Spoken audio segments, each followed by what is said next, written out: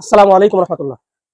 আমাদের এক ভাই জানতে চেয়েছেন যে মুক্তাদি যদি ইমাম সাহেবকে রুকুতে না পায় সেক্ষেত্রে কি মুক্তাদি ইমাম সাহেবের সাথে সেজদা করতে পারবে? হ্যাঁ, এক্ষেত্রে মুক্তাদি ইমাম সাহেবের সাথে সেজদা করতে পারবে। শুধু তাই না, আমরা যে ভুলটা করে থাকি যে আমরা যদি মসজিদে প্রবেশ করার পর ইমাম সাহেবকে যদি রুকু থেকে ওঠা অবস্থায় পাই অথবা এক সেজদা দিয়েছে এমন অবস্থায় পাই, তাহলে আমরা নামাজে শরিক না হয়ে অপেক্ষা করি, হাঁটাহাঁটি করি যে ইমাম সাহেব এই রাকাত শেষ করে উঠুক, তারপর আমরা তার সাথে শরিক হবো। এটা উচিত না। আমরা যদি ইমাম সাহেবকে এক সেজদা দেওয়ার পরেও পাই, তাহলে আমরা মসজিদে গিয়ে নিয়ত করে তাকবীরে তাহরিমা বলে আমরা দ্বিতীয়বার আবার আল্লাহু আকবার বলে আমরা সেজদায় যাব এবং ইমাম সাহেবের সাথে এক সেজদা হলো সেটা আমরা আদায় করব। কেননা এই ক্ষেত্রে যদি আমি একবার সেজদাতে সুবহান রাব্বিয়াল আলা বলি, এটার সব আমার আমলনামায় লেখা হচ্ছে এবং হতে পারে এইটাই আমার একটা নাজাতের উসিলা হবে। এবং এই ক্ষেত্রে মাসআলা ওইটাই যে আমরা মসজিদে প্রবেশ করার পর ইমাম সাহেবকে যে অবস্থাতেই পাই না কেন, আমরা তার সাথে অংশগ্রহণ করব।